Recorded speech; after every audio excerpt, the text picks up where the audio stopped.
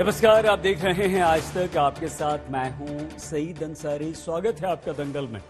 उत्तर प्रदेश के चुनावी रण में जिन्ना के उल्लेख के बाद नेहरू की एंट्री हुई। नेहरू की एंट्री के साथ ही कश्मीर का भी उल्लेख हुआ, आजादी का जिक्र हुआ और तालिबान का भी। यूं समझ लीजिए कि उत्तर प्रदेश की चुनावी लड़ाई फिलहाल महंगाई, बेरोजगारी, सड़क, स्वास्थ्य, शिक्षा पर बिल्कुल नहीं, जिन्ना और नेहरू पर लड़ी जा रही है। हैरानी इस बात की है कि क्या पक्ष क्या विपक्ष दोनों इस लड़ाई में बढ़ चढ़कर इन्हीं मुद्दों पर हिस्सा ले रहे हैं। जनता की किसी को चिंता नहीं। लम्हों ने खता की थी, सदियों ने सजा पाई। जी हाँ, ऐसा ही कुछ हुआ भारत के साथ जब नेहरू की एक गलती का दुष्परिणाम देश 60 से ज्यादा दशक तक झेलता रहा। अखिलेश जी को जिन्ना बहुत महान दिखने लगे। जिन्ना का वे लोग समर्थन करते हैं, हम सरदार पटेल का समर्थन करते हैं। उत्तर प्रदेश में चुनावी जंग छिड़ी है, जिन्ना के नाम पर, नेहरू के नाम पर और अब कश्मीर के नाम पर। मतलब बाबा जी की अंटी में गए बेरोजगारी, महंगाई, स्वास्थ्य, सड़क, शिक्षा, सहूलियत के मुद्दे। लखनऊ की सियासी जमीन पर कश्मीर का मसला मचल रहा है। प्रधानमंत्री इस वीडियो को यूपी बीजेपी के ट्विटर हैंडल से आज डाला गया। आज यानी पूर्व पीएम जवाहरलाल नेहरू के जन्मदिन पर वीडियो के साथ लिखा गया, हिंसा का वो दौर चला कि कांग्रेस की गलती की सजा देश ने भुगती 70 साल।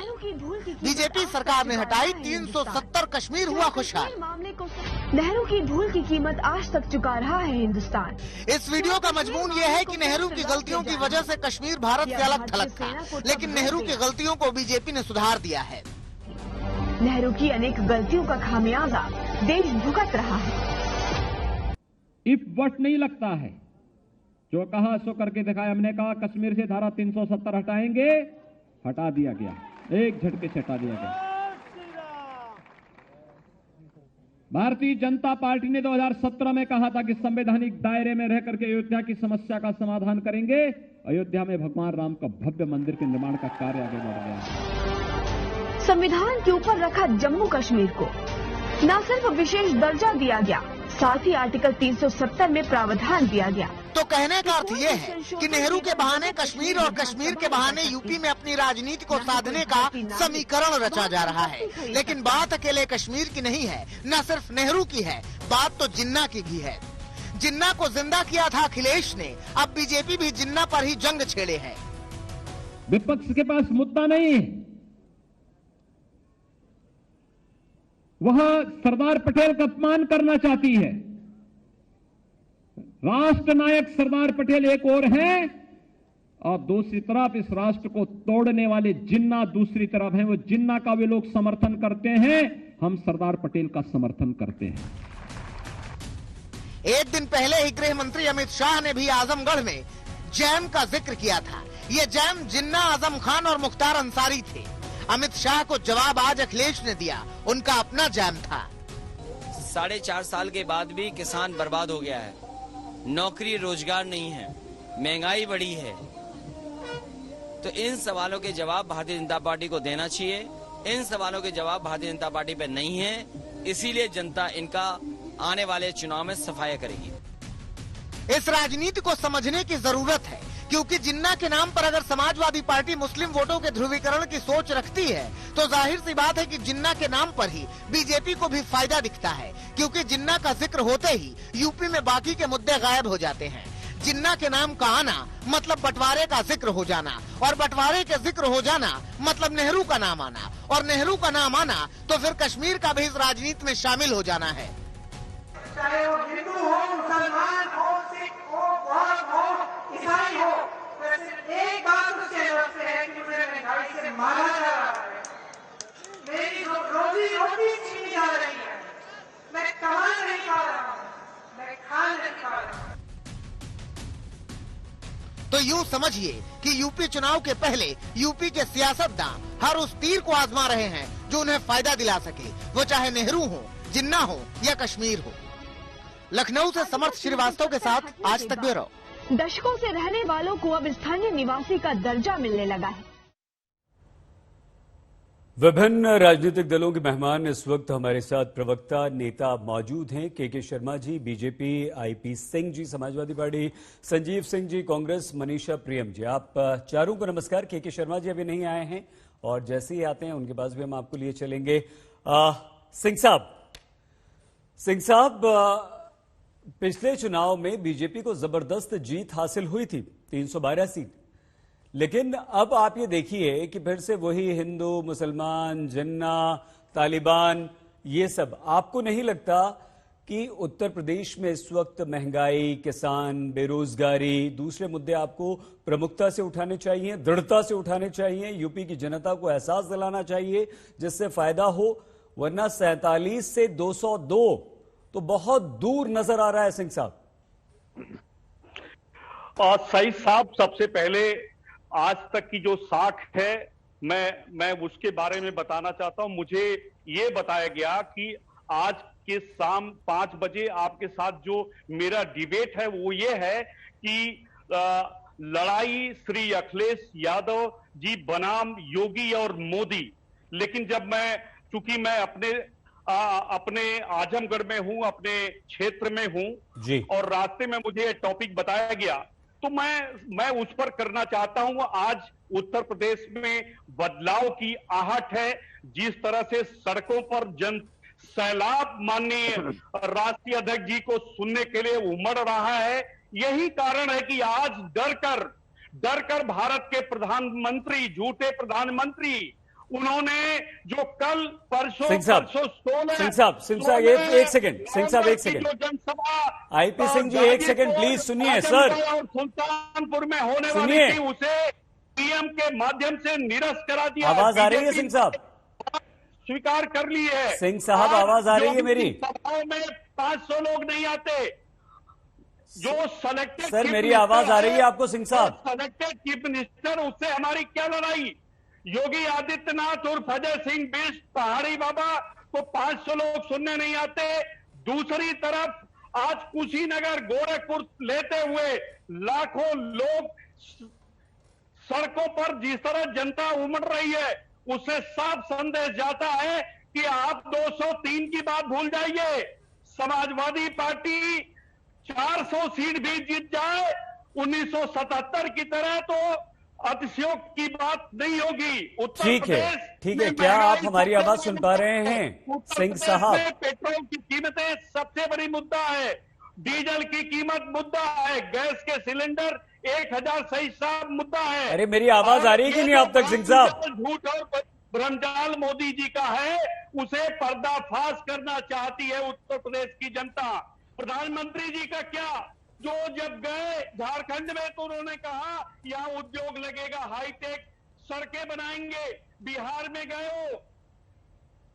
ठीक है, अब ये बताइए सिंह साहब, हमारी आवाज आप बस रुकिए सर, रुकिए प्लीज रुकिए, वरना आवाज बंद करनी पड़ेगी आपकी। अब आप ये बताइए, मेरी आवाज आप तक आ रही है? मुझे हमें सुन पा रहे हैं आप या नहीं? मंत्री उत्तर प्रदेश में शायद हमारी आवाज आईपी सिंह साहब तक नहीं पहुंच पा रही है, आगे उनसे बात करेंगे। संजीव जी आपके पास आए, मनीषा जी से उनका रिएक्शन ले। उससे पहले शर्मा जी, आप थोड़ा सा लेट हो गए, आपसे हम इस डिबेट की शुरुआत करना चाहते थे। शर्मा जी, आपके मुख्यमंत्री योगी आदित्यनाथ और आप खुद उनकी तारीफ करते हुए कहते हैं कि उत्तर प्रदेश में हमने खूब विकास कार्य किए हैं, उत्तर प्रदेश में हमने रोजगार दिए हैं, उत्तर प्रदेश में हमने महिलाओं के लिए काम किए हैं, प्रधानमंत्री आवासीय योजना के तहत गरीबों को घर दिए हैं, सब कुछ दिया है। तो ऐसे में फिर कहां ये हिंदू, मुसलमान, जिन्ना और नेहरू आ जाते हैं? क्यों नहीं बीजेपी ये कहती है कि ये हमारे 5 साल के काम हैं? पिछले साल के मुकाबले, पिछले चुनाव के मुकाबले, साल के मतलब पिछले विधानसभा चुनाव के मुकाबले इस बार हमारे पास मुख्यमंत्री का एक सशक्त, बहुत शक्तिशाली चेहरा है योगी आदित्यनाथ। क्या ये काफी नहीं है? आपको अभी भी लगता है कि ध्रुवीकरण की आवश्यकता है? शर्मा जी। अंसारी साहब, मुझे बड़ा आश्चर्य है, आप तो एक अच्छे मजे हुए पत्रकार हैं और आपको अच्छी जानकारी भी है यूपी की। ये जिन्ना का विषय किसने चालू किया? हम लेकर आए। पहला बयान किसने दिया इस पर? अखिलेश यादव ने। अयोध्या को लेकर जितना जो है सपा और बसपा राम मंदिर के निर्माण को लेकर जितना विरोध करते थे, यही लोग थे ना जो कहते थे मिले मुलायम काशी राम, हवा में उड़ गए जय श्री राम। यही लोग थे जो यहां कहा करते थे कि जो इन स्वर्ण काष्टों को जूते मारो। ये सब बयान कौन देता था? ये लोग देते थे। यही लोग जाकर अयोध्या से यात्रा चालू करते हैं, यही लोग जाकर वहां पर ब्राह्मण सम्मेलन करते हैं। तो अंसारी साहब, ये सारे मुद्दे ये लोग उठाए। जिन्ना का मैंने एक उदाहरण दे दिया आपको, किसने बोला? कौन था जो ये ब्राह्मण सम्मेलन की बात चालू किया जातिवादी की? ये बीजेपी ने किया है। लेकिन आप बोलेंगे तो क्या उसका जवाब नहीं पाएंगे? एआईएम वहां पर बैठ के जो है एक धर्म विशेष के लोगों को आह्वान करती है, उसको भड़काती है। ये कौन कर रहा है? अरे चुल्लू भर पानी में। नहीं, एक सेकंड बंद कीजिए आईपी सिंह साहब की आवाज। सुनिए, एक सेकंड शर्मा जी, मैं आपको रोकना चाहूंगा 1 मिनट। शर्मा जी, सिंह साहब, क्या आप हमें, हमारी आवाज आप तक आ रही है? सिंह साहब, पहले ये तो बताइए, आवाज सुन पा रहे हैं या नहीं आप हमारी? सिंह साहब, क्या आप हमारी आवाज सुन पा रहे हैं? मंत्री के खिलाफ आपने आवाज बंद कीजिए प्लीज। सिंह साहब, अगर आप मेरी आवाज सुन पा रहे हैं तो हाँ या ना में जवाब दीजिए, उसके बाद आपसे चर्चा हो पाएगी, अन्यथा नहीं हो पाएगी, क्षमा के साथ। तो अंसारी साहब, मैं ये कहना एक सेकंड शर्मा जी, एक सेकंड मुख्यमंत्री बन सकता है शर्मा क्या उत्तराखंड में? सिंह साहब की आवाज बंद कर दीजिए। हाँ शर्मा जी, अपनी बात पूरी कीजिए। और मैं आपकी बात सुनने से पहले, संजीव जी आ रहे हैं आपके पास, ये भी आप इसमें जोड़ना चाहते हैं कि ठीक है, आपने ठीक कहा कि जिन्ना की शुरुआत किसने की, आपने ठीक कहा कि ब्राह्मण सम्मेलन की शुरुआत किसने की, बहुत अच्छी बात है। और आपने ये भी कहा कि जवाब तो देंगे ही, लेकिन हमारा प्रश्न ये है कि जवाब देने से बेहतर ये नहीं होता कि अपने काम गिनवाए जाएं? जवाब देने से बेहतर सर ये नहीं होता कि आगे अगले और 5 साल का रोड मैप बताया जाए? जवाब देने से बेहतर ये नहीं होता कि जो आप नहीं कर पाए हैं जनता से कहें कि हमें और मौका दीजिए, हम वो भी करेंगे उत्तर प्रदेश में? अंसारी साहब जी, अंसारी साहब, कल मैं आजमगढ़ की सभा में खुद था। ये तो कहीं इन लोग की तो शक्ल दिखती भी नहीं है सपा और बसपा वालों की। मैं स्वयं आजमगढ़ की सभा में कल था। और यदि आप वहां योगी आदित्यनाथ जी की, यदि आप जो मुख्यमंत्री हैं उनका आप पूरा स्पीच निकाल लें, स्वयं अमित शाह जी का आप पूरा स्पीच निकाल लें और आप उसमें सुने तो उसमें क्या कहा गया है। उसमें जो काम कि वहां के राज्य सरकार ने विकास के किए हैं, उन्हीं विकास कार्यों की चर्चा जो है की गई है। 45 मिनट से ऊपर का भाषण था अमित भाई शाह का, आधे घंटे से ज्यादा का भाषण था योगी आदित्यनाथ जी का। आप पूरे भाषण का एनालिसिस उठा लीजिए। हमने वहां पर कई नई बातें बताई, जो हमने विकास के काम किए हैं हमने वो बताए। हम किस ढंग से वहां पर लोगों तक बिजली पहुंचा रहे हैं, किस ढंग से वहां पर सड़कें बनी है, किस ढंग से गरीबों को वहां पर जो है राहत। 1 मिनट, मैं मेरी बात पर पूरी होनी है, बीच में मुझे डिस्टर्ब किया गया। तो मैं आपको अंसारी साहब कहता हूं कि जिन इनके पास मुद्दे नहीं है, इनके पास विषय नहीं है, इसलिए ये हिंदू मुस्लिम कर रहे हैं। ठीक है, और इसीलिए 1 मिनट और पूरा कर दूं। इसी के लिए आप ये देख रहे होंगे कांग्रेस के भी जो एक वहां नेत्री वहां बैठी हैं, वो भी राधे मां बन के घूम रही हैं चदरी ओढ़ के, वो मंदिर जा रही है। तो हिंदू मुसलमान इनको करना पड़ रहा है। ठीक है शर्मा जी, हमें लगता है आपकी बात पूरी हो गई है। एक लाइन करके समाप्त करता हूं बात को, प्लीज, कि ये उत्तर प्रदेश का चुनाव, उत्तर प्रदेश की जनता 2014 से इस बात को समझ चुकी है कि जातिवाद, क्षेत्रवाद, परिवारवाद, वंशवाद, भ्रष्टाचार और तुष्टीकरण, इन सब को उत्तर प्रदेश की जनता ने तिलांजलि देकर अब विकासवाद की राजनीति पर अपना बहुत बढ़िया लगी है। बहुत बढ़िया, तीनों बार से उन्होंने सर जो है ठीक है परिणाम हमारे सामने आए। शर्मा जी, यही हम आपसे सुनना चाहते थे, यही कह रहे थे। लेकिन प्रश्न फिर से वही है कि कुछ बातें होती है ना कि अगर उन्हें इग्नोर कर दिया जाए तो ज्यादा अच्छा रहता है और जनता में ज्यादा अच्छा संदेश जाता है, सबका साथ, सबका विकास और सबका विश्वास। तो यहां पर कुछ लोगों का विश्वास दिखता है, अगर आप भी वही और आपके वरिष्ठ नेता भी वही बात करते हैं। एक निवेदन शर्मा जी आपसे, आप भी बहुत वरिष्ठ पत्रकार नेता हैं, प्रवक्ता हैं, और हम जो सिंह साहब को बार बार रोक रहे थे उनकी भाषा पर रोक रहे थे, तो आपसे भी निवेदन है, कोई भी ऐसा शब्द किसी पर व्यंग्य ना करें, सीधे सीधे बात करें ताकि एक दूसरे पर नहीं आरोप लगे। नहीं सर, ये मेरा निवेदन है। किसी को राधे माँ बोलेंगे तो कोई आपको भी, आपके नेताओं को भी कोई कुछ बोलेगा तो फिर बुरा लगेगा आपको भी, है ना। क्या अब ये करें।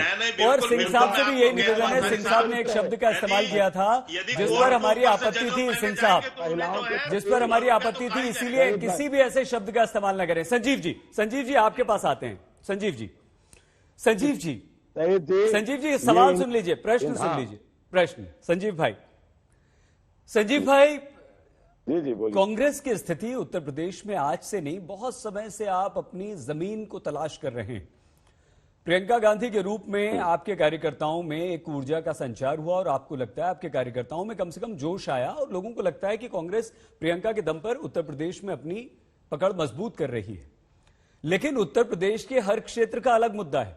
पश्चिमी उत्तर प्रदेश का अलग है, पूर्वी का अलग है, बुंदेलखंड का अलग है, कहीं किसान हैं, कहीं पानी की समस्या है, कहीं बेरोजगारी है।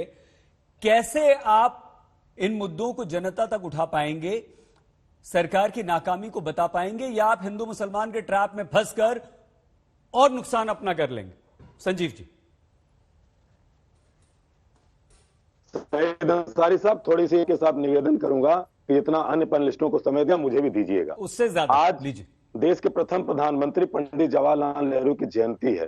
भारतीय जनता पार्टी जो राजनीतिक शिष्टाचार तक भूल गई है, आज उनका जयंती मनाने के लिए लोकसभा अध्यक्ष और राज्यसभा के सभापति तक, कई कैबिनेट मिनिस्टर तक नहीं गए। ये इनका राजनीतिक शिष्टाचार है। दूसरी तरफ आपने कहा कि प्रियंका गांधी जी को लेकर के, आपको याद होगा कि बनारस की रैली इतनी ऐतिहासिक हुई कि नरेंद्र मोदी जी के लोगों के पसीने छूट गए और उनकी जब रैली हुई तो उनकी रैलियों में लोग टिके नहीं, निकल के जाने लगे। उसके बाद हमने रिकॉर्ड तो रैली गोरखपुर में की और लगातार आज हमारी नेता प्रियंका गांधी जी बुलंदशहर में 7,500 मंडली कार्यकर्ताओं की बैठक कर रही है। लगातार कांग्रेस पार्टी मुद्दे की राजनीति कर रही है। और दूसरी तरफ अभी मैं कहना चाहता हूं शर्मा जी को कि कम से कम महिलाओं का सम्मान करना सीखिए। जिस भाषा का उन्होंने अरे हो गया संजीव जी, समय आपके पास जो समय मिला है ना, आप उसको अपनी बात मुद्दे जनता को संबोधित कीजिए।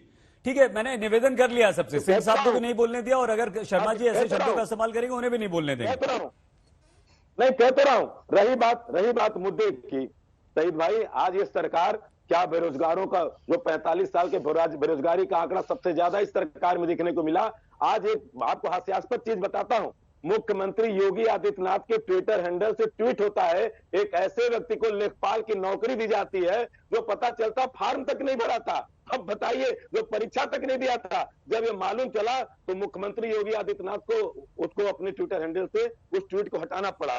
तो ये तो इनका बेरोजगारों के साथ छलावा है। दूसरी तरफ भ्रष्टाचार को लेकर के जो लोग गोवंश को बचाने आए थे, 700 करोड़ रुपए खा गए, गायों का भूसा खा गए, खरी खा गए, चारा खा गए। ये इनका इतिहास है। और दूसरी तरफ कौन राजनीति कर रहा है हिंदू मुसलमान की? ये लोग बात करेंगे जो हिंदू महासभा, जो सावरकर और जो श्यामा प्रसाद मुखर्जी, जो जिन्ना मिल करके मुस्लिम लीग के साथ सरकार बनाते हैं, वो बात करेंगे आज जिन्ना के ऊपर। जो जिन्ना का कसीदा पढ़ने के लिए आडवाणी जी को माफ कर पाएंगे, जो जाकर के वहां पे उनके पाकिस्तान में जाकर के उनके कब्र पे जो फातिया पढ़ने का काम किया था, कहा का जिन्ना जो सेकुलर नेता थे, क्या ये जसवंत सिंह को माफ कर पाएंगे? जो जसवंत सिंह की किताब जिन्ना पे लिखी गई थी, पहले ये बात करें। और आज दावे के साथ कहना चाहता हूँ, आजादी के पहले, बस खत्म कर रहा हूँ, आजादी के पहले जिस तरह से सावरकर और जिन्ना हिंदू और मुसलमान को बांटने की राजनीति करते थे, आज चरित्र नहीं बदला है, चित्र बदला है। आज मोहन भागवत और ओवैसी इसी तरह से उत्तर प्रदेश में जो राजनीति कर रहे हैं, कांग्रेस पार्टी उसको सफल नहीं होने देगी।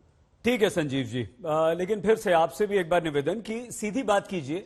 व्यंग्यात्मक लहजे में जब हम बात करते हैं तो दूसरे को बुरा लगता है संजीव जी, तो कोई भी ऐसा शब्द नहीं, सीधी सीधी अपनी बात कही। नहीं, एक निवेदन है सर, कोई बात नहीं। मनीषा जी, कोई बात नहीं, मैं सिर्फ बता रहा हूं आपको। मनीषा जी, अंसारी जी मुझे जवाब हाँ, जब अगली मनीषा जी की एक प्रतिक्रिया हो जाए उसके बाद आप बिल्कुल शर्मा जी, बड़े विपक्ष बैठा है, 1 घंटा है आपके पास। आपके पास अगला मनीषा जी के पास आपके पास आएंगे। आप सिंह साहब और संजीव जी दोनों की बात का जवाब दीजिएगा। मनीषा जी, आपसे एक राजनीतिक विश्लेषक होने के नाते हम ये समझना चाहते हैं, और देश की जनता और उत्तर प्रदेश की जनता भी आपके माध्यम से ये समझे मनीषा जी, कि कहां 300 पार, 312 और कहां 50 से नीचे तीनों उत्तर प्रदेश के प्रमुख दल समाजवादी, बहुजन समाज पार्टी और कांग्रेस 47, 19 और 7, ये आंकड़ा जो है, क्या ये गैप फिल हो पाएगा या कुछ कमी इसमें आ पाएगी? और ये पिछले चुनाव से कैसे अलग ये चुनाव होगा,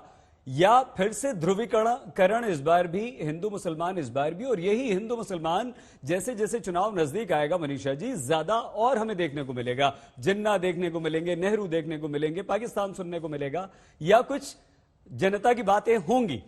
मनीषा जी देखिए, मैं आज तक के इस टीवी पटल के जरिए कहना चाहती हूँ कि नीचे जहां हमने अभी दौरा शुरू किया है, जमीनी दौरा जी, वहां की बातचीत जो है बिल्कुल मुद्दों पे है।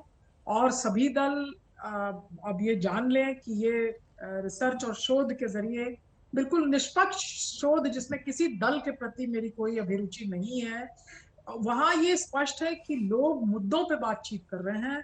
और लोगों की समझदारी, खास करके भारत की गरीब जनता जिसको हम तुच्छ समझते हैं, बिल्कुल उसकी समझदारी के चलते ही भारत में लोकतंत्र कायम है। क्या वो मुद्दे हैं जो लोग डिस्कस कर रहे हैं? और मैं कहूं कि टीवी पे मैंने जो बहुदलीय चर्चा देखी, लोगों की चर्चा और लोगों के मुद्दों से बहुत पृथक और बहुत अलग है। लोग सिलेंडर के दाम की बात कर रहे हैं, कहते हैं ज्यादा हो गया। लोग बेरोजगारी की बात कर रहे हैं। लोग ये भी कहते हैं कि अगर हम चुन दे किसी और दल को तो क्या हमें फिर भ्रष्टाचार का सामना करना पड़ेगा। इसका मतलब कि लोग फूंक फूंक के ये सोचना चाह रहे हैं कि कहां से कैसा। और माहौल बहुत गमगीन है, क्योंकि कई जगह छोटे शहरों में, खास करके कोविड में शहरों में जो है वो बहुत मृत्यु हुई लोगों की।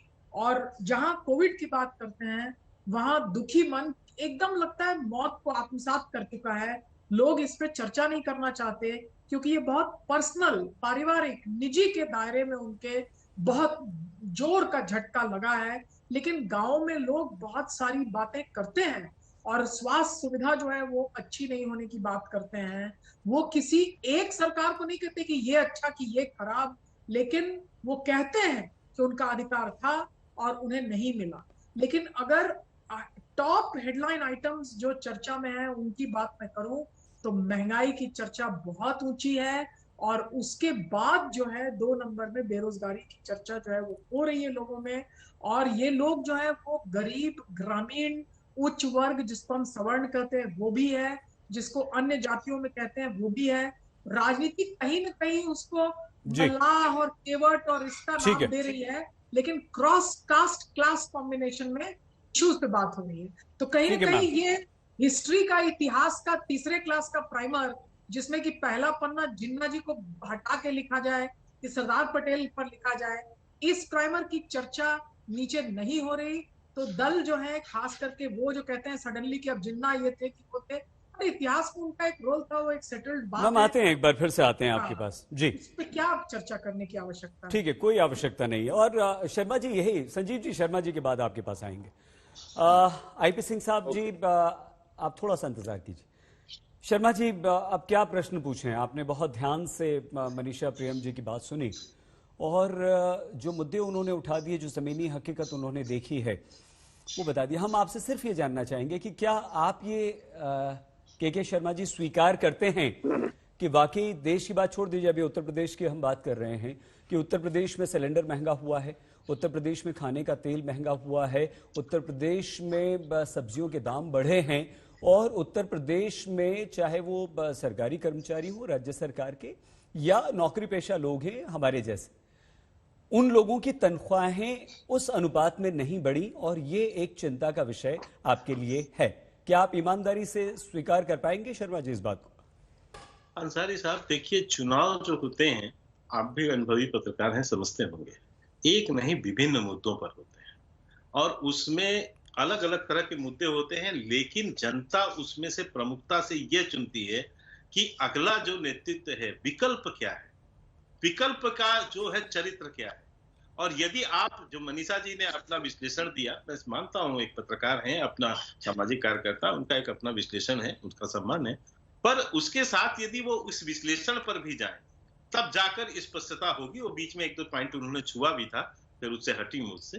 तो मैं ये कहता हूं, महत्वपूर्ण मुद्दा होता है विकल्प। बाकी सारे मुद्दे साथ चल रहे होते हैं। तो इसलिए जब चुनाव आएंगे तो ये सारे मुद्दे भी होंगे, सब होंगे, उसके प्रॉपर जवाब भी है। लेकिन अब मैं एक बात पर आता हूं जो मेरे कांग्रेस के मित्र। नहीं, उससे पहले आप हमारे प्रश्न का उत्तर दे दीजिए सर। मुझे उसका भी जवाब देना होगा सर। हमने आपसे तो दीजिएगा ना, दीजिएगा उससे पहले आप। तो मैंने आपका दिया है ना, नहीं, ये उत्तर नहीं मिला। हमने आपसे पूछा कि क्या आपको लगता है कि ऐसा हुआ है, क्या आप मानते हैं महंगाई बढ़ी है, उस अनुपात में तनख्वाहें नहीं बढ़ी, लोग परेशान हैं? नहीं, ये आपका ही विश्लेषण हो सकता है। नहीं, मैं आपसे पूछ रहा हूं। मुझे तो पब्लिक में ये रिएक्शन नहीं मिला तो मैं कैसे बोलूं? मुझे पब्लिक में जो रिएक्शन मिल रहा है। आपके घर गैस नहीं आती, आपके घर सिलेंडर नहीं आता सर? अरे सर, ऐसा है ना, आप महंगाई पे चर्चा कर रहा हूं तो एक डिबेट रखिएगा। मैं महंगाई पर आपको पूरा डाटा नहीं प्लीज। नहीं शर्मा जी, ईमानदारी से। अच्छा, आप ये तो बता दीजिए। मेरी बात सुनिए ना, मैं आपको कह रहा हूँ क्या महंगाई के विषय पर भी बकायदा। नहीं ठीक है, उससे चुनाव से अलग हटके बता दीजिए। आपका ये एक लाइन में आइए। ठीक है, बताइए मैं क्या बोलूँ। सिर्फ ये बता दीजिए, क्या आप ये मानते हैं कि महंगाई बढ़ी है? नहीं, मैंने कहा कि महंगाई जो है वो उसका जब भी विषय आएगा वहां पर, लेकिन आज मुझे वहां उत्तर प्रदेश में इस चुनाव में वो विषय दिखाई नहीं पड़ा। महंगाई विषय नहीं है उत्तर प्रदेश में, मुझे नहीं दिखता। तो ठीक है, बेरोजगारी सर, बेरोजगारी हमने वहां पर बकायदा जो है 4 लाख जो है सरकारी नौकरी दी है 5 साल में। अब आप इसके बाद प्राइवेट का जवाब दे सकते हैं। लगातार रोजगार, लगभग 1.5 करोड़ वहां पर रोजगार हमने तमाम उससे आईपी सिंह जी की आवाज बंद कर दी। 1.5 करोड़ लोगों, मेरी बात सारी साहब सुन लीजिए, वहां जो गैर सरकारी संस्थान है उसमें भी जो काम हुए हैं, उस जो रोजगार मिले हैं, यदि आप सबको जोड़े तो लगभग 1.5-2 करोड़ वहां पर मिला है। 4 लाख का आंकड़ा तो सरकारी एकदम मैं आपको डाटा सहित बता सकता हूं कि पुलिस विभाग में लगभग जो है 1.5 लाख के आसपास की जो है वो मिला है, रोजगार मिला है। और शिक्षा विभाग में भी लगभग 1.5 लाख के आसपास की नियुक्तियां हुई हैं। ठीक है सर, ठीक है शर्मा जी, ये सारी चीजें मैं उसमें अभी ठीक है, लेकिन अब मेरी बात पूरी होने दीजिए सर। कम से कम मेरे ऊपर बहुत आरोप लगे हैं कांग्रेस के ऊपर से, तो ये तो बोलूं। अब मैं आपको बताता हूं कि ये मुद्दे क्यों चर्चा, हिंदू मुसलमान से आपने बात चालू किया था, उसी पे आ रहा हूं। सलमान खुर्शीद जी हिंदुत्व की जो है तुलना आतंकवाद से करते हैं, ये समय है, नुकसान होगा ये सारे मुद्दे क्यों उठाए? ठीक है, उन्हें नुकसान होगा, कांग्रेस को नुकसान होगा।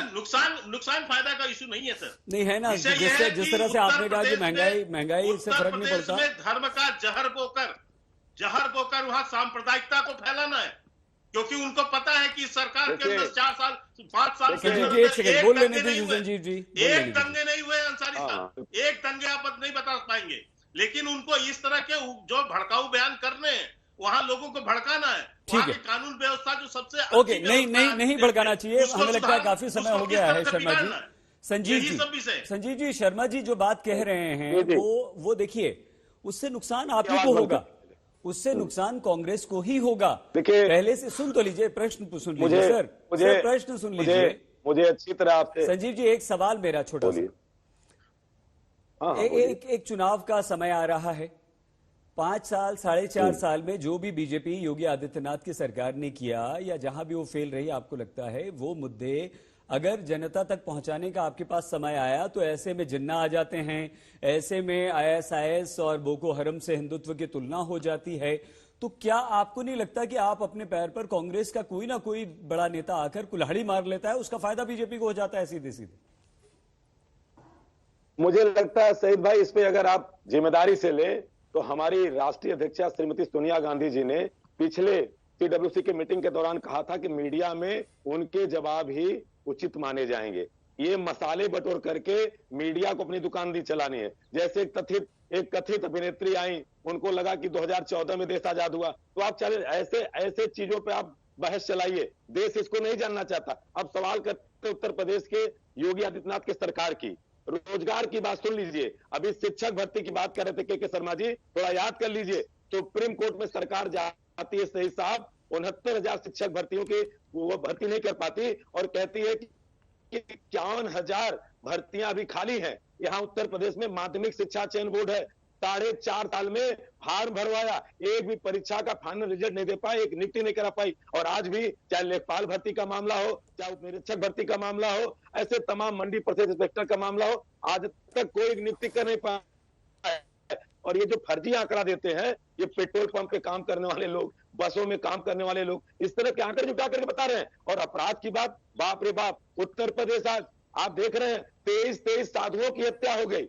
आज एक योगी उत्तर प्रदेश का मुख्यमंत्री है, वो साधुओं को नहीं बचा पा रहा है। और एनसीआरबी की रिपोर्ट क्या कहती है, हर दिन हर प्रति 2 घंटे पे एक मर्डर होता है उत्तर प्रदेश में, और 22 महिलाओं के साथ यौन शोषण होता है। ये उत्तर प्रदेश है, इस कस्टडी में लगातार सबसे ज्यादा हत्याएं। अभी आपने देखा विवेक तिवारी से लेकर के राजेश कोरी तक, और अभी आपने देखा हमारे लगातार आगरा में हत्या हुई। तो इसको लेकर ये कहा जाए कि अगर अपराध की चर्चा करूं, बेरोजगारी की बात करूं और किसानों की, बस अंतिम बात कह रहा हूं, मोदी जी कह रहे थे 2017 में डबल इंजन की सरकार बनवाइए, डबल इंजन की सरकार बनवाइए, और गन्ना किसानों का 14,000 करोड़ आज तक नहीं मिल पाया। 17,000 करोड़ गन्ना किसानों का बकाया है। ये वो लोग हैं जो किसानों की फसल दुगनी करने की बात करते थे, आज महंगाई में उनकी फसल का आम संजीव जी बस, संजीव जी अगली बार आते हैं। शर्मा जी आप जवाब दीजिएगा, लेकिन आईपी सिंह जी आवाज आ रही है हमारी? सर सुन पा रहे हैं आप मुझे? आवाज पहले बहुत कम आ रही थी, अब सुनाओ। हाँ, क्योंकि आपने अपने संबोधन में शुरुआत में ही एक ऐसे शब्द का प्रयोग कर दिया था जिसके लिए हमें आपको रोकना पड़ा। आपसे निवेदन है कि सिर्फ अपनी बात कीजिए, किसी पर व्यंग मत कीजिए, किसी के लिए बुरे असंसदीय शब्द का इस्तेमाल प्लीज सर मत कीजिएगा। अखिलेश यादव जी, मतलब अच्छा सुन तो कोई बात नहीं, ये बात तो खुद आज तक को समझना चाहिए सईद साहब। मैं तो निवेदन करूंगा कि राष्ट्रीय अध्यक्ष जी जिस तरह से गोरखपुर और कुशीनगर में उनकी विजय यात्रा चले, उस कैमरे का मुंह खोल दीजिए। कैमरा खोलकर आज तक को दिखाना चाहिए कि किस तरह का जन सैलाब सड़कों पर उमड़ रहा है। टाइट कैमरे से न्याय नहीं होता। उत्तर प्रदेश में सही दिखाया लोकतंत्र खतरे में है। आईपी सिंह साहब दिखाया, 16 नवंबर को आ रहे हैं, दिखाया। सुनिए ना, 140 प्रश्न सुनिए, प्रश्न सुल्तानपुर से 140 किलोमीटर दूर सर आप भाषण दे रहे हैं सर। अखिलेश जी का कार्यक्रम था, बीजेपी डर गई और उसे भाषण दे रहे हैं आप। हमारा एक प्रश्न सुन लीजिए प्लीज। आप बताइए, चुनाव के वक्त क्या बीजेपी के लोग चर्चा नहीं करेंगे? क्या प्रधानमंत्री आएंगे बिहार की तरह झूठ बोलेंगे? क्या झूठ का पर्दाफाश विपक्ष नहीं करेगा? और कल जब ये चुनाव समाप्त हो जाएगा सही साहब, प्रधानमंत्री जी झोला उठाकर फिर उत्तर प्रदेश से किसी दूसरे राज्य में चले जाएंगे। तो सही साहब, विपक्ष की बात को आप आम जनता तक पहुंचाइए और टाइट कैमरे से राष्ट्रीय अध्यक्ष जी को मत दिखाइए। आप योगी के कार्यक्रम को दिखाइए, आप अमित शाह को दिखाइए और कैमरा खोलकर हमारे राष्ट्रीय अध्यक्ष जी के कार्यक्रम को दिखाइए। परिवर्तन होने जा रहा है और छुपाने से सच्चाई नहीं छुपती। मैं तो यही कहूंगा कि फकीर एक बार फिर से झोला उठाकर दूसरे राज्य को जाने वाले हैं। ठीक है। हम आपसे ये जानना चाह रहे थे कि एक प्रश्न पूछना चाह रहे थे गंभीर, कि क्या आपको लगता है कि अगर अखिलेश यादव ने जिन्ना का उल्लेख किया है तो उससे आपको नुकसान होगा? लेकिन क्योंकि समय आपने काफी ले लिया है, शर्मा जी के पास आ जाएं, उसके बाद आइएगा। शर्मा जी आपको क्या लगता है कि आपके बड़े बड़े नेता आते हैं, राष्ट्रीय अमित शाह जी आए, योगी आदित्यनाथ जी आए और अभी तो सभी आएंगे प्रचार में, प्रधानमंत्री भी आएंगे, तो वहां अपने काम और अगले 5 साल का रोड मैप और अपनी उपलब्धि बताने के अलावा अगर ये मुद्दे आप टच न करें, अगर आप नेहरू का नाम न लें, अगर आप जिन्ना का नाम न लें, अगर आप पाकिस्तान का नाम न लें, अगर आप मुसलमानों का नाम न लें, तो आपको लगता है कि कहीं वोटों में कमी हो जाएगी? ये आपके विश्लेषण है अंसारी साहब। नहीं प्रश्न पूछ रहा हूं मैं तो आपसे, मैं तो प्रश्न पूछ रहा हूं। हाँ, मैं इसलिए बता रहा हूँ। आप बोलिए बिल्कुल नहीं होगी, आप बोलिए बिल्कुल नहीं होगी कमी। नहीं क्यों?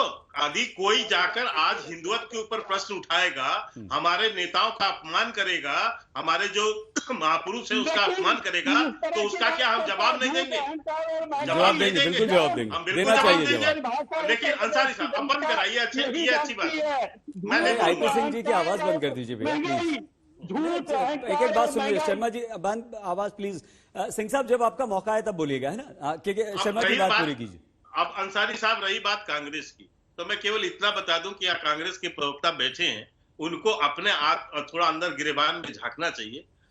30 साल से उत्तर प्रदेश की जनता ने इनको जो है उत्तर प्रदेश से बाहर कर रखा है। एक नाम मात्र की एक सांसद बच गई हैं, उनके जो युवराज थे उसे भी यहां से भेज के केरला भेज दिया। वो भी सीट इनकी वहां चली गई उत्तर प्रदेश से, तो वो हाल कर रखा है। तो नहीं व्यंग्य नहीं है, ये हकीकत है अंसारी साहब। मैं गलत बोल रहा हूं तो बताइए। नहीं अंसार अभी बता देता हूँ, अब सुनिए। रही बात अंसारी साहब, संजीव जी, संजीव जी बात समझ में नहीं आती है। संजीव जी मैंने संजीव जी के बीच में नहीं बोला। हाँ ठीक है, शर्मा जी जल्दी से पूरी कीजिए क्योंकि समय अब खत्म हो रहा है। आपकी हकीकत है तो इसलिए हकीकत इनको कहिए। अरे संजीव जी एक second please, Sanjeev ji please सुनिए, ये सम्मान ही है सम्मान से नेताओं के बारे में बात करिए। संजीव जी, छोड़ूंगा नहीं। 700 सीट में 7 सीटों पाना ही आपका ही सम्मान उत्तर प्रदेश की जनता ने किया है। पहले आपने प्रियंका जी बंद कराइए ये पहले आपने प्रियंका जी अच्छा संजीव जी इसके बाद आ रहे हैं, इसके बाद आ रहे हैं, बोल लीजिएगा। संजीव जी प्लीज, कि महिलाओं का कमन करते क्या? अरे आ रहे हैं आपके पास, आ रहे हैं प्लीज। हाँ, ये नहीं अरे एक सेकंड सर, जवाब आप ही को देना है ना। शर्मा जी जल्दी से पूरा कीजिए क्योंकि समय अब कम है। अंसारी साहब 4 बार हम निवेदन कर चुके हैं आप तीनों से। अंसारी साहब बंद कराइए ऐसे में। अरे सर समय नष्ट हो रहा है संजीव जी। शर्मा जी अपनी बात पूरी कीजिए जल्दी से, वरना हम आगे जाएं दूसरे गेस्ट के पास। मेरे को आप देखिए, मेरे को डिस्टर्ब किया गया इसलिए मुझे टाइम दीजिए अंसारी साहब। ये सत्ताधारी पार्टी के साथ अन्याय प्लीज, मैं जल्दी से बता दूं। शायद संजय जी को पता नहीं होगा अपना इनका इतिहास। ये महिलाओं के सम्मान की बात करते हैं, इसी दिल्ली के अंदर में चुनाव की बात करें, मुद्दों की बात करें सर। मुद्दों पर ये मुद्दे ही है, महिला सम्मान की पूछ रहा हूं ना अंसारी साहब। जब नैना साहनी जो तंदूर कांड में भून काट के एक महिला को भून दिया गया, ये कांग्रेस का चरित्र है। क्या भौरी देवी के साथ क्या किया किसानों से थोड़ा सा डर लग रहा है आपको शर्मा जी?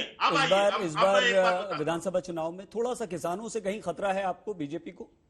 बिल्कुल नहीं है। ये आप ये समझ लीजिए, ये स्थानीय निकाय के चुनाव ने अपने परिणाम में बता दिया है, पश्चिमी उत्तर प्रदेश के चुनाव में भी। और रही बात समाजवादी पार्टी की, तो मैं केवल एक लाइन अंसारी साहब कहता हूं, उससे आप समझ लीजिएगा। यदि इनके अंदर ताकत होती और इनको ये पहचान चुके हैं अखिलेश यादव, इसीलिए ये आज चुनाव से पहले ये ईवीएम पर आरोप लगा चुके हैं।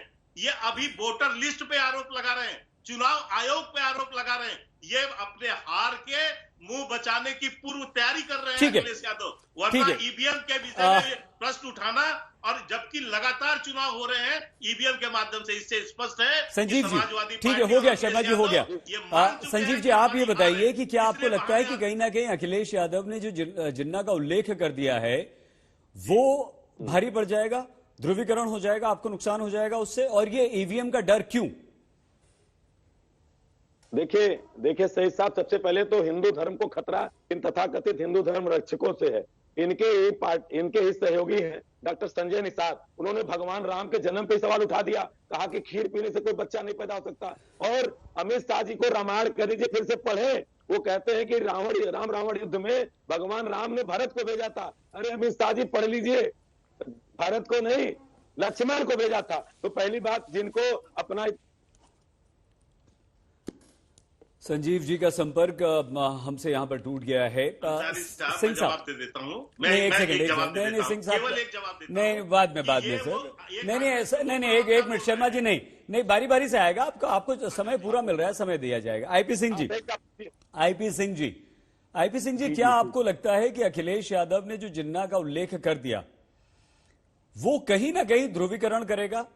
और अब इस बार तो आप कांग्रेस से अलग हैं, इस बार तो आप अलग चुनाव लड़ रहे हैं, इस बार ओवैसी भी आ गए हैं, तो वो जो बंगाल में हुआ कि एक मुश्त मुसलमानों का वोट जो है ममता बनर्जी को सीधे पड़ गया, और जिसकी आस आप भी लगातार उत्तर प्रदेश में करते रहते हैं, अगर वो नहीं पड़ा तो बहुत बड़ा नुकसान आपको हो जाएगा, इस बार फिर सत्ता से पीछे रह जाएंगे आप। सईद साहब, सबसे पहले आप वरिष्ठ पत्रकार हैं, आपको पूरा बयान सुनना चाहिए। और जो 312 व संख्या बता रहे हैं, मैं बता रहा हूं कि 2007 में बीजेपी को 46 सीटें मिली, 2012 में बीजेपी को 42 सीटें मिली। और झूठ और फरेब जो प्रधानमंत्री और गृह मंत्री ने 20 बमन किया उत्तर प्रदेश में, उसके वजह से सत्ता मिली है। आप विश्वास करिए, उत्तर प्रदेश की जनता निर्णायक फैसला लेने जा रही है। समाजवादी पार्टी 400 सीटें जीत जाएगी, इसमें कोई अतिशयोक्ति क्यों जीत जाएगी? एक कारण दीजिए, 2 कारण दीजिए, 3 कारण बताइए। चलेगा न बीजेपी का झूठ चलेगा, कुछ तो बताइए, ऐसा क्या है? चलेगा तो बेरोजगारी, ऐसा क्या है? तो सरसों का तेल का मुद्दा चलेगी तो आम सिंह आदमी साहब। का जो जीवन असुरक्षित है। 18,600 लोगों की हत्याएं 4.5 वर्षों में उत्तर प्रदेश में हुई है। हत्याओं में 1 नंबर पर है उत्तर प्रदेश। उत्तर प्रदेश जल रहा है। उत्तर प्रदेश में गुंडा राज है। उत्तर प्रदेश में जंगल राज है। चुन चुनकर योगी अपराधियों को अपने साथ लाए हैं और ये थोपे गए मुख्यमंत्री को मैं आपके माध्यम से अपील करता हूं कि इनके घर उत्तराखंड इन्हें बीजेपी वापस ले जाए। ये खालसा का घर नहीं है कि कोई गुजरात से आ जाए, कोई महाराष्ट्र से आ जाए, कोई उत्तराखंड से आ जाए, कोई राजस्थान से आ जाए। अरे उत्तर प्रदेश का बेटा ही उत्तर प्रदेश का मुख्यमंत्री बनेगा और उत्तर प्रदेश ठीक है सर, बस जो ये उत्तराखंड और गुजरात से जो ठग आए हैं। आईपी सिंह जी, आपसे बात नहीं सुनते हैं क्योंकि समय सबको बराबर बांटना है, हमें हमारी मजबूरी है। मनीषा प्रियम जी, बहुत धन्यवाद सर चुप होने के लिए। मैं आगे समय आएगा, शर्मा जी आ रहे हैं आपके पास क्योंकि बारी अभी मनीषा जी की है। मनीषा जी, ये उत्तर प्रदेश का विधानसभा चुनाव पिछले चुनाव से अलग कैसे होगा? क्योंकि पिछली बार कांग्रेस समाजवादी पार्टी का गठबंधन था, इस बार ओवैसी ताल ठोक रहे हैं, इस बार प्रियंका गांधी हमें कुछ अलग रूप में नजर आ रही हैं। कांग्रेसी कार्यकर्ताओं में थोड़ा सा जोश नजर आ रहा है। किसान यहां पर हैं। कांग्रेस को 2-3 मुद्दे मिल चुके हैं जिस पर वो प्रमुखता से आगे दिखाई दे रही है। ये एक, और मैम साथ में लंबा हो रहा है लेकिन एक सवाल और जोड़ देते हैं, क्या अंततः जनता भी इस ट्रैप में राजनीतिक दलों के आ जाती है कि वो धर्म, संप्रदाय, जाति इसमें बढ़ जाए, या जनता को अपना दुख, दर्द, महंगाई, गरीबी, बेरोजगारी ये सब याद रहता है वोट डालते वक्त? मैम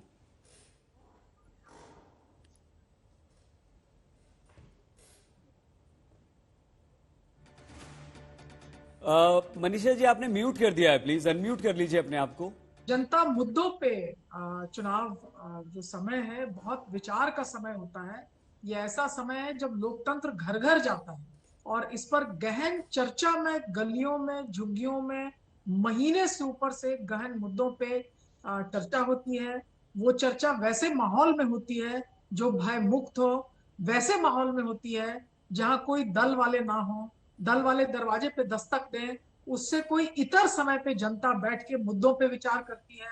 और जिन मुद्दों पे विचार करती है, आपको सुन के बहुत गौरव होगा कि कितनी अच्छी नींव है हमारे लोकतंत्र की, कि ये मुद्दे भले वो कोई थ्योरी की किताब से लोगों ने नहीं पढ़ा हो, लेकिन वो जानते हैं कि हमारा लोकतंत्र एक आधुनिक लोकतंत्र है और इसमें अपने निज की दुख को भी वो छोड़ के फ्यूचर कैसा हो, भविष्य कैसा हो, किसमें क्या खराबी थी। मैंने पीछे भी हिंट किया कि जब महंगाई की बात की गई उसमें सिलेंडर के दाम की बात की गई, लेकिन साथ ही चर्चा ये भी हुई कि क्या अगर हम अमुक के बदले किसी और दल को चुनते हैं तो क्या भ्रष्टाचार फिर से आ सकता है। मतलब सवाल सब पे है जनता के मन में, और जनता को कमजोर ना समझिए। बार बार मैं ये कहती हूँ कि जो अभी पूरा भाषण हुआ कि ये किस राज्य से आए, वो किस राज्य से आए, जनता के लिए ये भी बड़ा बेमाने हैं। जनता तो ये थोड़ी पूछ रही है कि जिन्ना उत्तर प्रदेश के थे कि नहीं थे। अब राजनीतिक दल जो है, जब उनके पास जवाब नहीं होते इस तरह के मुद्दों के, तो वो ऊपर से चाहती है कि कुछ और मुद्दे बढ़ दिए जाए जिससे कि एक यूनिफाइंग सेंटिमेंट हो जाए। आखिर जिन्ना के मामले पे तो लोग विरोधी करेंगे, क्योंकि जिन्ना जो है वो अब उनका इतिहास चाहे कुछ भी रहा हो, उनको हम पाकिस्तान के जनक के रूप में जानते हैं। वो अब क्या सेक्युलर थे, क्या कम्युनल थे, अब जो एक पूरा जनरेशन है उसको इन बातों का खासा अंदाजा नहीं है। लेकिन एक बात जिसको लेके भारत में गौरव है वो ये है कि हम अपने पड़ोसी राज्य, जिसका कि मैं नाम भी नहीं लेना चाहती, उस तरह के बिखरे हुए लोग नहीं हैं। हमारे यहाँ मिलिट्री के कू नहीं होते हैं। हमारे यहाँ रेगुलर चुनाव में हम चुनते हैं अपनी सरकार को, और गरीब जनता है वो जनता थ्योरी के मोटे मोटे किताब नहीं लिखती, या ना हमारे आपकी तरह उनको निमंत्रण मिलता है बड़े बड़े इस तरह के डिबेट्स का। लेकिन उनके सोच की सूक्ष्मता जो है उसको मैं दाद देती हूँ, और आपको मैं फिर से भरोसा दिलाती हूँ कि भारत के लोकतंत्र के निर्माण के लिए भारत के सबसे बड़े राज्य के नागरिक अपने अलग अलग स्थानों में भय से, डर से अलग होके, भय जो डंडा चला रहा होगा, पुलिस चला रही है, डंडा कुछ चला रही है, लेकिन उनसे भी अलग होके, भय मुक्त होके वोट करेंगे, ठीक है। शर्मा जी, अंसारी साहब, हाँ शर्मा जी, लेकिन एक छोटा सा प्रश्न साथ में, आप सबकी बात का जवाब दीजिएगा। संजीव सिंह जी, आईपी सिंह जी, मनीषा जी, है ना सब, लेकिन ये आखिरी आप ही से प्रश्न है सर, छोटा सा बिल्कुल। कहीं ऐसा तो नहीं शर्मा जी कि आपको लग रहा हो कि 2019 लोकसभा चुनाव दोनों दलों ने, उत्तर प्रदेश की दोनों प्रमुख विपक्षी पार्टियों ने, एसपी बीएसपी ने मिलकर लड़ लिया था, एक विधानसभा ये दोनों साथ में लड़ चुके हैं मिलकर। अखिलेश यादव बड़ी जीत के बाद भी उन्हें हटाकर जनता ने आपको गद्दी सौंप दी, तो ये कहीं आत्मविश्वास, अति आत्मविश्वास में तो नहीं बदल रहा है, या हम सिर्फ बीजेपी और आप सिर्फ अच्छा देख रहे हैं? जो जनता को तकलीफ हुई है उत्तर प्रदेश के लोगों को, महंगाई, बेरोजगारी, किसान, उससे आप ऐसा तो नहीं कि मुंह मोड़ रहे हैं जिसका नुकसान हो जाए? सर अंसारी साहब, पहले तो मैं बता दूं कि भारतीय जनता पार्टी किसी भी चुनाव को हल्के में नहीं लेती। हर चुनाव को हम बड़ी गंभीरता से लड़ते हैं और बहुत ही मेहनत से लड़ते हैं। और ये जो आपने कहा कि ये चीजों से हम मुंह मोड़ रहे हैं, बिल्कुल नहीं। हमने कोरोना काल में वहां की जनता की भरपूर मदद की, केवल सरकार ही नहीं, हमारे संगठन ने भी की है। सेवा और समर्पण का हमने कार्यक्रम चलाकर घर घर हम पहुंचे, लोगों को राशन पहुंचाया, लोगों को सुविधा पहुंचाई, दवा कराया, सारी चीजें किया। और इसीलिए हमें आत्मबल है, इसलिए हम अपने उपलब्धियों का कागज 4.5 साल होते ही हमने वो उसको जारी किया और घर घर लेकर हम उस कार्य, अपने उपलब्धियों को उत्तर प्रदेश में पहुंच रहे हैं, घर घर में बांट रहे हैं, बूथ बूथ तक हमारे कार्यकर्ता लगे हुए। तो ये हमने काम किया है, इसलिए हमारे अंदर आत्मबल है और इसलिए हम जनता का सामना करने बहुत जो है। एकदम समय खत्म हो रहा है, अगर आप जल्दी से एक बात दूसरी, समय खत्म हो रहा है, समय खत्म हो रहा है तीनों से। हाँ, खत्म कीजिए एक मिनट आ रहे हैं संजीव जी, एक सेकंड प्लीज। शर्मा जी जल्दी से संजीव जी प्लीज, सबकी आवाज बंद कीजिए, शर्मा जी की आवाज रखिए केवल। मैं इसलिए आपको जल्दी से निश्चित संजीव कांग्रेस का दे दूं कि इन्होंने रामायण की ज्ञान की बात की, तो मैं बता दूं कि जो भगवान राम के अस्तित्व को लेकर हाई कोर्ट में जाके एफिडेविट जारी करते हैं, जमा करते हैं, जो अस्तित्व ही नहीं मानते, वो रामायण की ज्ञान की बात कर रहे हैं। अब एक सवाल आप तीनों से, ठीक है शर्मा जी, अब शर्मा जी की आवाज बंद कर दीजिए। देखिए, मैं आप तीनों से एक प्रश्न पूछना ये चाहता था कि क्या ये हम इस आदर्श राजनीति की परिकल्पना या कल्पना कर सकते हैं कि चुनाव में हिंदू, मुसलमान या ब्राह्मण, क्षत्रिय ये हो ही ना, दलित ये आए ही ना, सिर्फ मुद्दों पर बात हो, सिर्फ मूलभूत सुविधाओं पर बात? क्या ऐसी राजनीति, क्या ऐसा चुनाव प्रचार हो सकता है? आप सभी का बहुत धन्यवाद हमारे साथ चर्चा में जुड़ने के लिए। अपना प्लीज बहुत ख्याल रखिएगा।